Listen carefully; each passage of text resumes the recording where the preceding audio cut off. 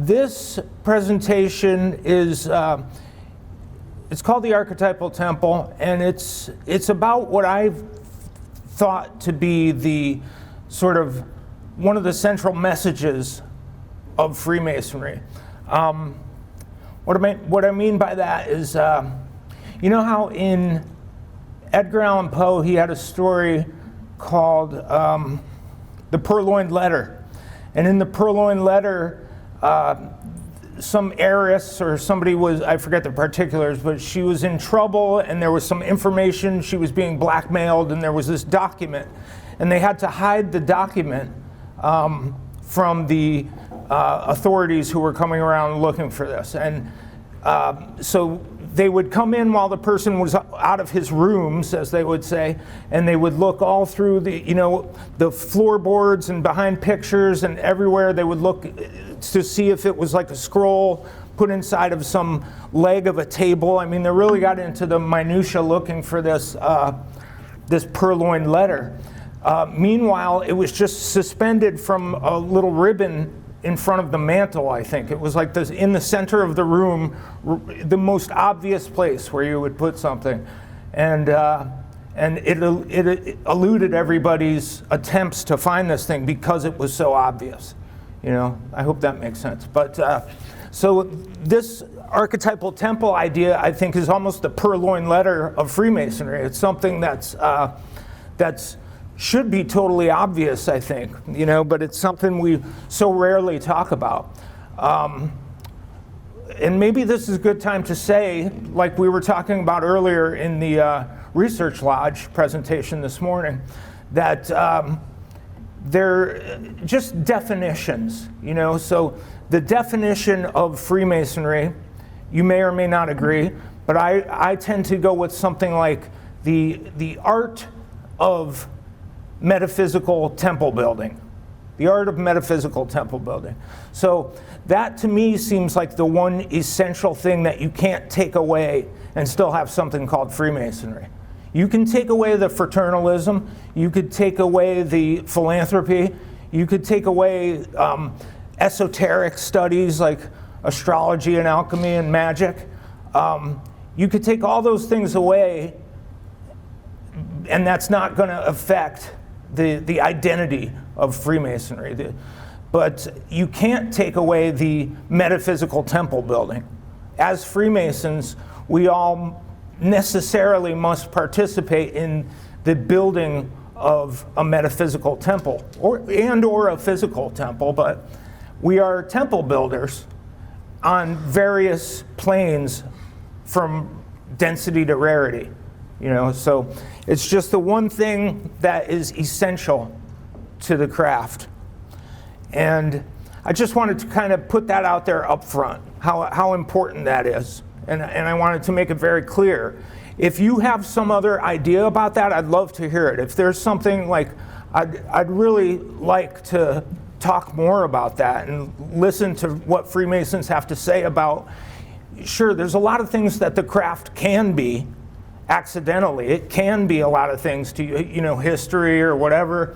My father was a Mason, let's say. Mine was not, but you know, that's my granddad was a Mason at this lodge. There's that sort of thing, but you have to have metaphysical temple building to have Freemasonry. And if you don't have that, it's something else. And that's sometimes jarring for people to hear. That's sometimes like, you know, again, going back to that purloined letter, it's the obvious thing, you know, but it often goes unseen. Again, if somebody has another idea about that, we're going to have a Q&A here soon, and I'd love to hear different ideas about that. So, archetypal temple. So I'm gonna you know, present a couple of things. That the metaphysical temple building is the central project of Freemasonry, and thereby the Freemason is a metaphysical temple builder. Those are my kind of important points. Now here's a couple propositions. The temple archetype is realized on various planes. That's what I'm going to talk about, this stuff to support that idea. The temple archetype realized on various planes, from density to rarity, from a physical temple through the temple of memory that we create through the Masonic Catechism and lectures, and also the intellectual plane. We'll get into these different planes as the talk progresses here. Freemasonry, I propose, is essentially hermetic and theurgical because of this, right? And there is an inherent design for, let's say, now this is where it gets a little dicey. There's an inherent design for, I put henosis, gnosis, and theosis. There's a design, we do have a system in Freemasonry that sort of culminates in a certain state of being for the Freemason. It's a complete, let's say, mystery tradition, because we do have a mystery that we transmit through our degrees. There is certainly a capital M mystery transmission in Freemasonry. And this all culminates in something. And that culmination, I'll just say up front here, is something like being fitted as a living stone in a celestial temple. The house not made with hands, eternal in the heavens, as they say. Now, archetypal temple. I'm into breaking down words, so archetypal temple may not mean anything to you right now, but I'm going to break that up a bit. So when we're talking about archetypes in the sort of, yes, the Freudian Jungian sense, but also the Platonic sense, an archetype being an intellectual idea or form, What I was using earlier, and I think Eric liked this example, the fork, because a lot of people use a chair when they talk about this. I'm going to use a fork.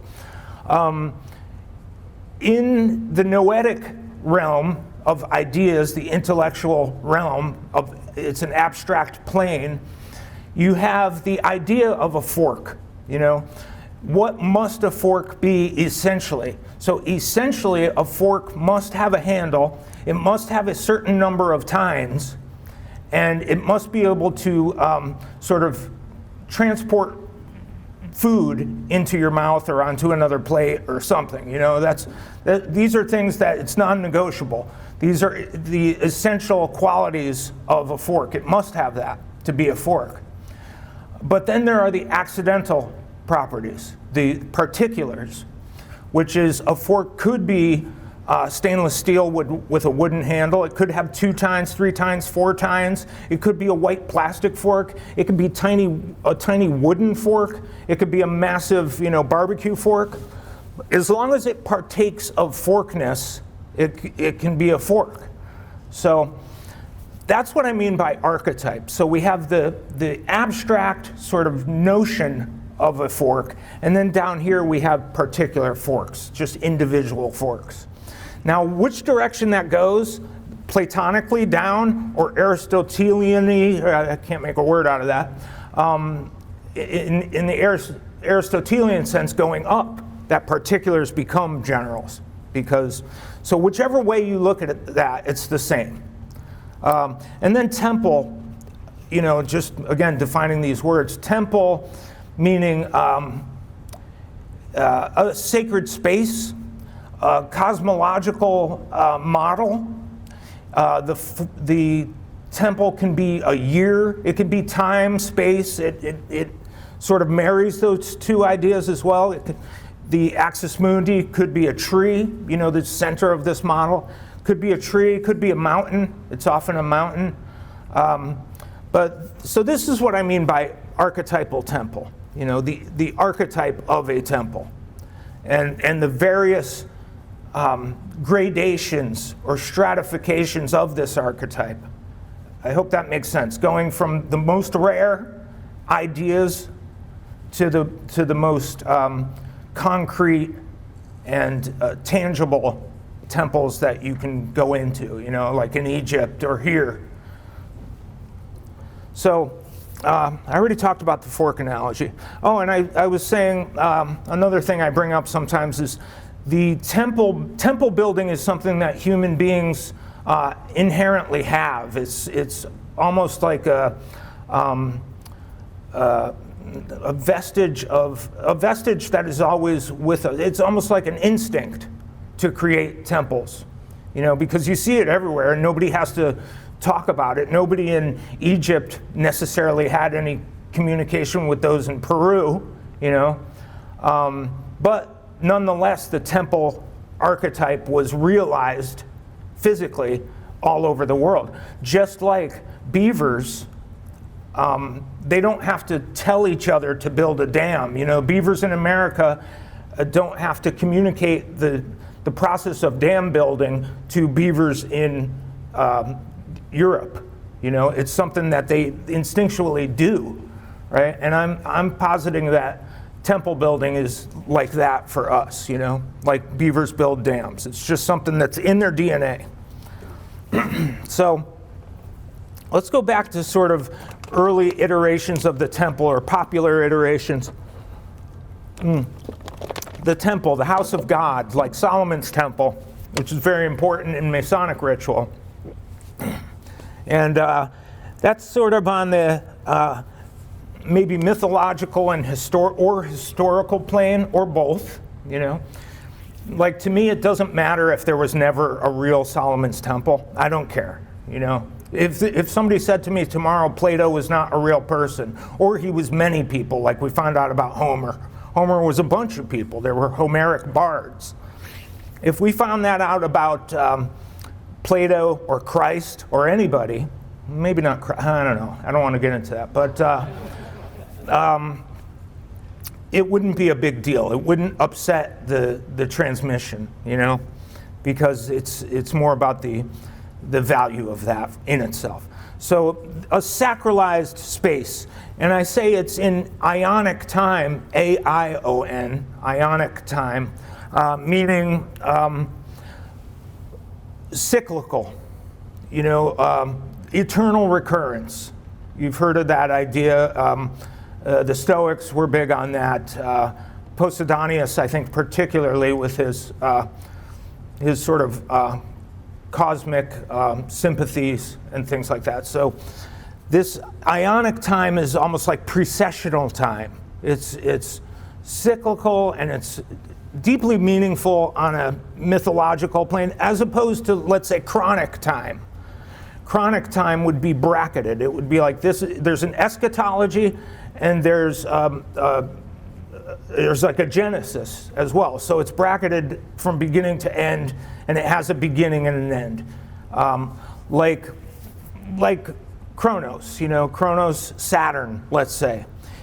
Now, yes, there's some, we're not sure about the etymology of chronic being Chronos per se, but, I think that's an ancient conflation when they talk about Saturn, and another little rabbit hole that we could put aside. But Ionic time, the temple, and that cyclical principle, that the temple is the year. So all of those festivals that you have, like we recently celebrated Vulcanalia. Did you know there was a Vulcanalia in the Roman sort of cultist?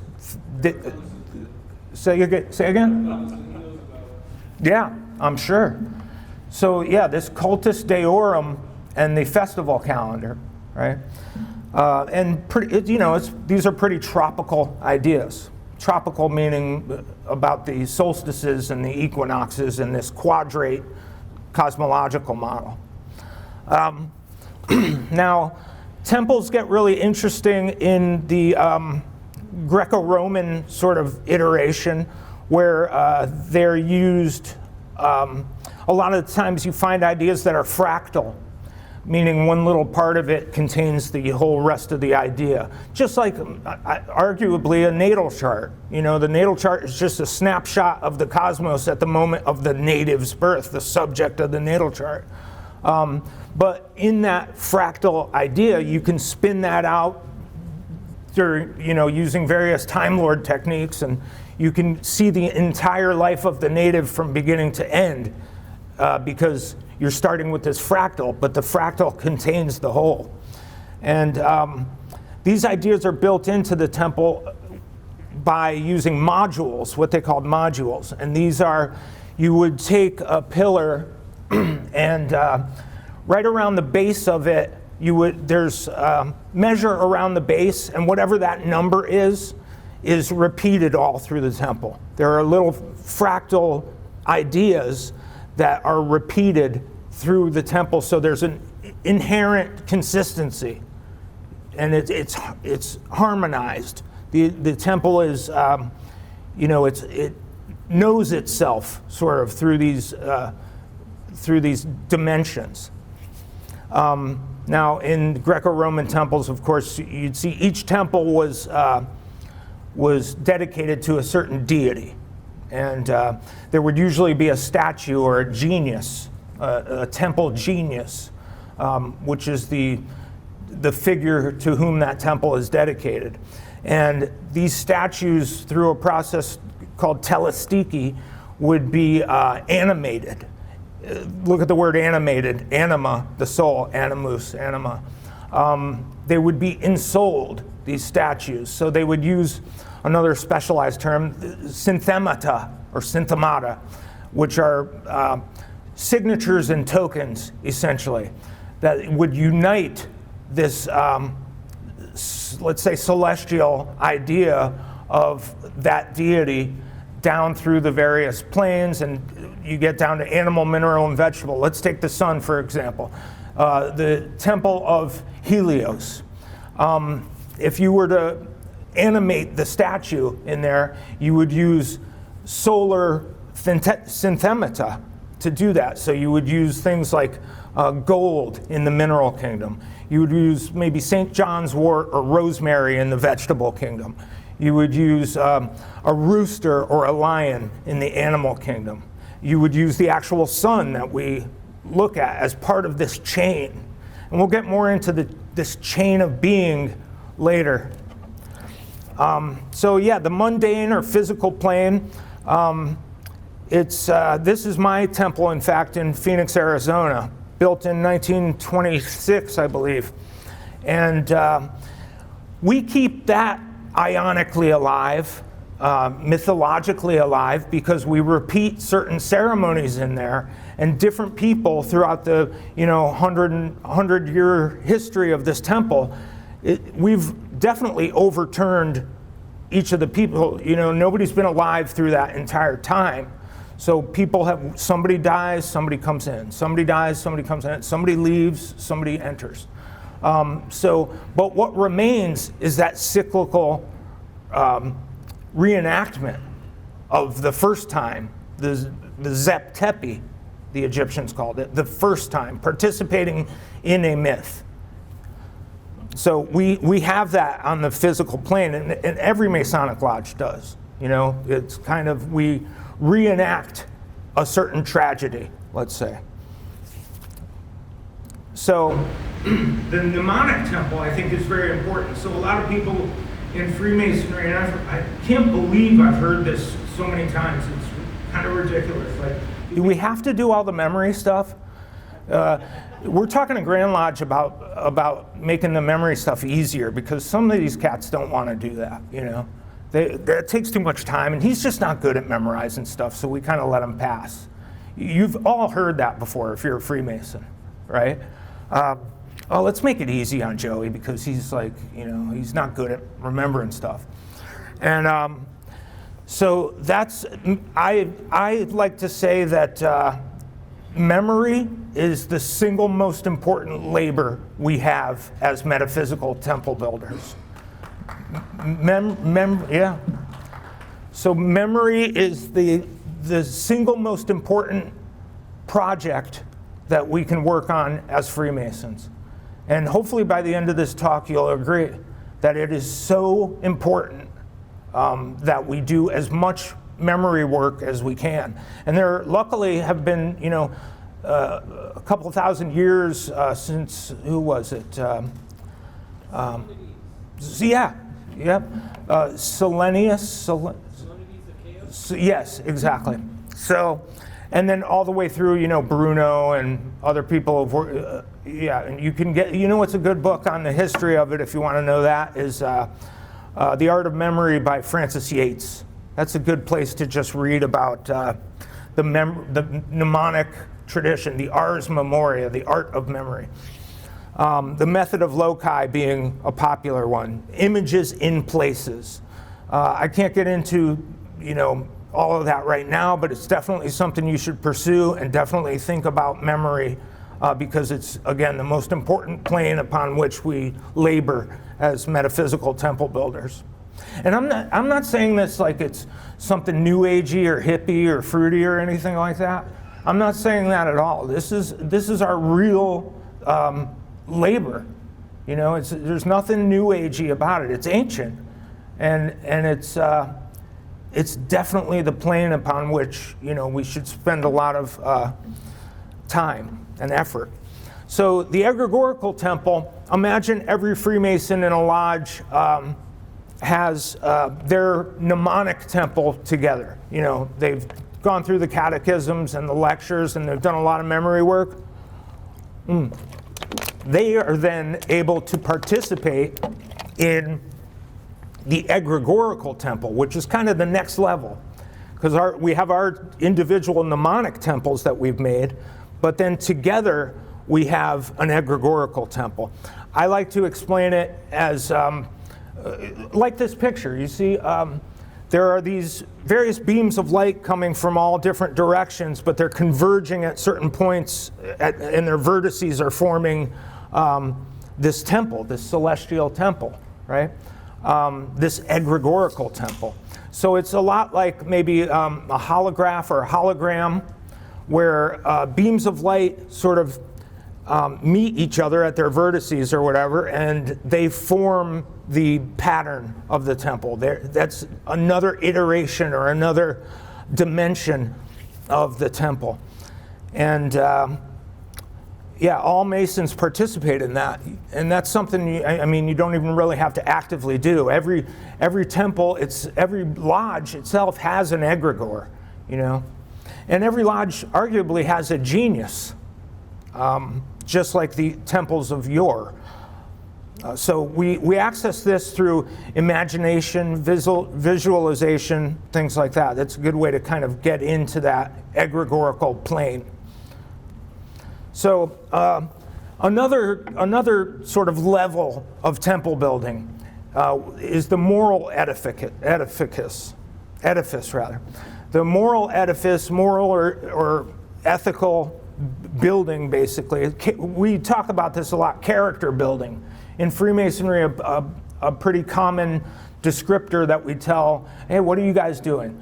Well, character building. If you don't want to say, well, I'm building a metaphysical temple with my pals. You're doing that, but you don't want to sound like that with a lot of people. So it's a character building organization. Even something as mundane as we make good men better.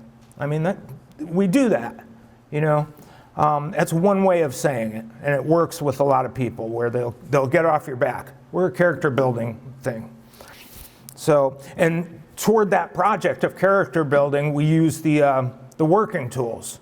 These are the ways that we adjust our character and our personality and sort of harmonize our work in that project collectively.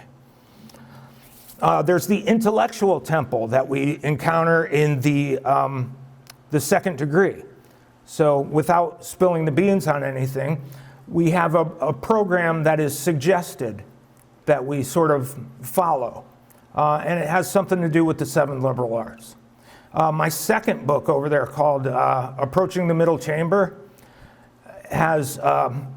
talks about that and the 7 liberal arts. And I particularly take a sort of occulty view when I talk about those, because that interests me.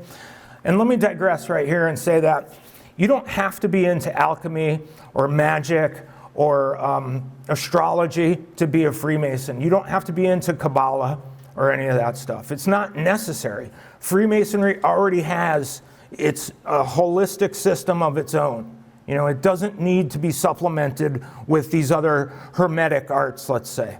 So it's kind of weird because people will say, oh, here's Jamie Lim, he's into esoteric Freemasonry. And it's like, that's like saying he's into yellow bananas, you know? But you know what I mean by that?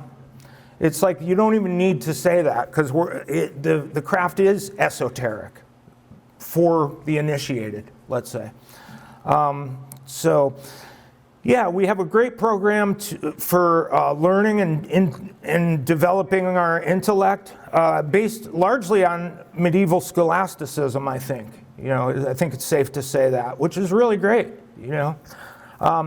And because of that, it's got 1 foot in the old worldview. There's 1 foot in the pre-Enlightenment worldview. I don't want to beat this drum too much, but personally, I'm not a huge fan of the Enlightenment and the sort of product of that, you know, that movement. A lot of people say Freemasonry is an Enlightenment era society and project or something, and I don't really agree with that. Like, it may be temporally in that zone, but the Enlightenment, there was a lot of negative repercussions of that, like wholesale disenchantment of the Western mind, the exorcism of the anima mundi from the cosmos, as exorcised as one would a demon. So anyway, that's a whole other thing. So then there's man, the microcosmic temple. René Schwaller de Lubeck talked about this in his, well, it was called The Temple in Man, I think. And it's a cosmic model. It's sort of, you know, man, they say, at least in sort of Renaissance magic, they say man sits at sort of the mesocosmic fulcrum of the microcosm and the macrocosm. Man is like in the middle there because he's, let's say, I think a lot of people would put man above the animal kingdom, right? Put him on top of that, so there's still animal, vegetable, mineral, and then there's the cosmos. Man is kind of at that fulcrum in the middle. And that makes sense to me. It's a word we don't use as much as we could, because I think it describes it very well as mesocosmic, the middle. Like you have Mesopotamia, it's the land between two rivers. The mesocosmic is the zone between the macrocosmic and the microcosmic. So man is kind of in this stratification, this almost ontological stratification.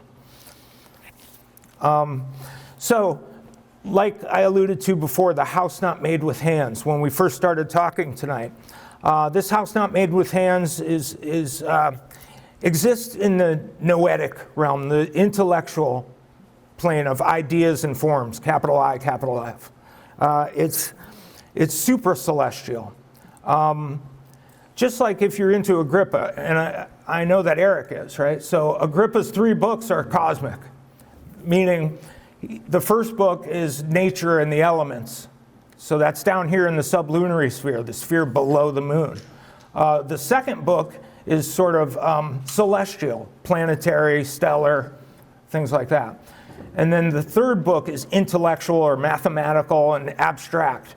So his books and the order that you work through those 3 books start from nature, you know, the most dense and physical plane, all the way through the, you know, the sort of cosmic and then the super celestial, or the planetary and stellar, planets and stars, to the intellectual plane, the noetic plane, as in Platonism, that you find in Platonism. So that's that archetypal temple. And a lot of it, some good things to get into to develop this idea if you're interested in developing this. And I would think as a Freemason, we all should, because again, it's our chief labor is this memorization, and we do the memorization because that's how we create a mnemonic temple.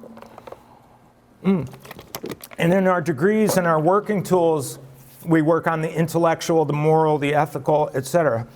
So one good way to kind of break into this and start to visualize it is I think everybody should have an idea of a cosmological model, you know, and I like the sort of Ptolemaic / Aristotelian cosmological model in that we have the elements, you know, at the center, and they're stratified in what Aristotle called natural place. The theory of natural place is that the earth is down here, the water is above the earth, just like a pebble goes down through the water and settles in the middle.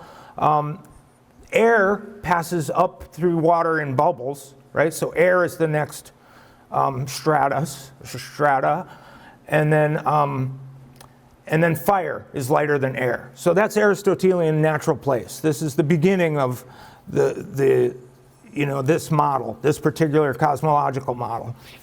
And it's just a good paradigm to establish, you know, because then you get into the, again, animal, mineral, vegetable, and then the sublunar sphere, then you're in the sphere of the moon, you know, Mercury, Venus, the sun, through the 7 planetary spheres, the 7 heavens, or if you know the myth of Inanna, you know, these 7 gates. You know, it's reiterated everywhere. It's in Dante. It's all over the place. Just the natural sort of inherent quality is you know, it's in all of our literature. It's in all of our myths, and then through the fixed stars in the zodiac. If you're a Kabbalist, maybe you call that Chokmah, the sphere of the fixed stars in the zodiac, and then beyond that, again, that noetic intellectual plane. So it's very Platonic in that way. And those are the 3, the natural world, the celestial world, the intellectual world. If you can understand that, you're going to have no problem kind of getting your bearings and having an orientation in this project. But without it, I would say you're going to have a harder time. So it's good to, like, I prefer actually Tycho Brahe's model. Tycho Brahe had a great cosmological model. Here's why. It's because, yes, he put the Earth in the center. Oh, but the Earth is not, this isn't a geocentric model, though it sounds like it is. Geocentric, it's georeferential, not geocentric. So a good way to explain that is, let's say you're out in space, and you're at the celestial north, and you're looking down at our solar system. Like you have a pizza on the table and you're looking down on it. Let's say you've got the sun in the middle and all the planets orbiting the sun, right? In the georeferential model, you take the pin out of the sun and stick it in the earth and keep all other movements the same. So nobody's asking you to believe some antiquated vision of the world. What they're asking is that you use the earth as the locus of human consciousness, the locus of observation. It's our vantage point, which it is, right? We don't live on the sun. We live on the earth and we experience the cosmos or the universe or cosmos or whatever from that perspective. So take the pin out of the sun, stick it in the earth, make the earth the stationary object, and don't change anything else, and you're totally fine. The reason why I said I like Tycho Brahe's model is he made one little adjustment. He put Venus and Mercury going around the sun, and then, yeah, he's got Venus and Mercury going around the sun, so that accounts for retrogradation. Again, just a celestial mechanics thing, but it makes a little bit of a difference. So Tycho Brahe has a great take on the basically Ptolemaic cosmological model. Just a little bit of minutia there. This is like the last slide, so I want to tie together some ideas here. We were talking about the great chain of being. Remember, we went through the solar series, the solar chain that goes from the sun beyond the sun, the idea of the sun. And then it goes through the actual, ball of fire in space, the sun. And then through, through man, the heart, our heart is a microcosmic sun, according to this theory. Hence putting us at that fulcrum, remember? Man being at the sort of the mesocosmic realm that man inhabits. So your heart as the sun. And then the lions and roosters are a good example of solar animals. Rosemary and St. John's wort would be solar herbs, and then the gold would be like the mineral, sort of the most base and material sun. So now all the planets have that. In fact, everything has that. Everything is stratified in that sense, because everything is an idea and then goes through this various, from that rarity starts to condense into its regular physical being, right? There's a condensation going on. So shape in, let me see what I wrote here. We've already talked about this. So the natural world of generation and corruption is this, where everything is constantly in flux, becoming. All the elements are sort of, if technically they would say, like, if you left everything alone, the way it would settle, how when you make a smoothie or something and you let it sit for too long and it separates into various, gradations. There's water at the top, and then, if in the great chain of being, I suppose there's you can equate it to that in some sense. So the metaphysical temple is erected and maintained by invocation, the invocation of deity. We invoke before any great or important undertaking. Invocation, it's a very sort of magical idea as well. Imagination and visualization, we have to do that when we're learning our catechism or learning lectures.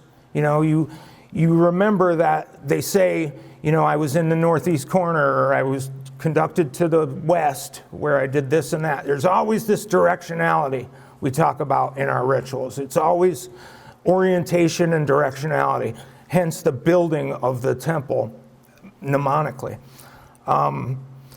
So there can be an ascent. We have this kind of built into our philosophy as Freemasons as well, an ascent through all of these various rungs of this hermetic ladder, you could say, this metaphysical ladder. And there was a guy named Macrobius. He was a very late Platonist, and he talked about the philosophical death. And the philosophical death occurs when you've exhausted your daimonic expression, and it becomes, you're then dealing with a god, like what happened to Plotinus. It's another story, but you can open up that metaphysical ladder and ascend and descend, just like the angels in Jacob's vision of the ladder. So memorization, egregorical projection, all things that we've been talking about. And let me give you a few key takeaways, and this is it. We can say that metaphysical temple building is the central project of Freemasonry, with our chief labor being memorization. And that the Freemason thereby is a metaphysical temple builder. And I'd love to hear some arguments against that. The temple archetype is erected on various planes from density to rarity. Another key point of what we talked about.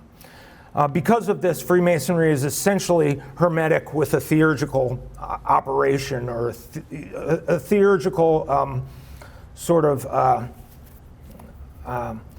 almost a promise, that you can fulfill. And there is an inherent design for maybe self-actualization, or the completion of your soul's work. There's a lot of different ways you can put that. Freemasonry has a design for that in our work.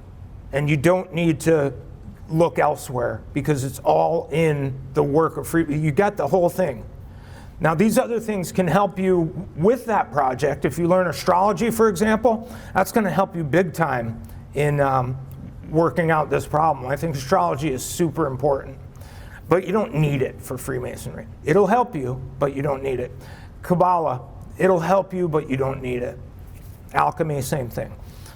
So that's what I got for you, and thanks a lot.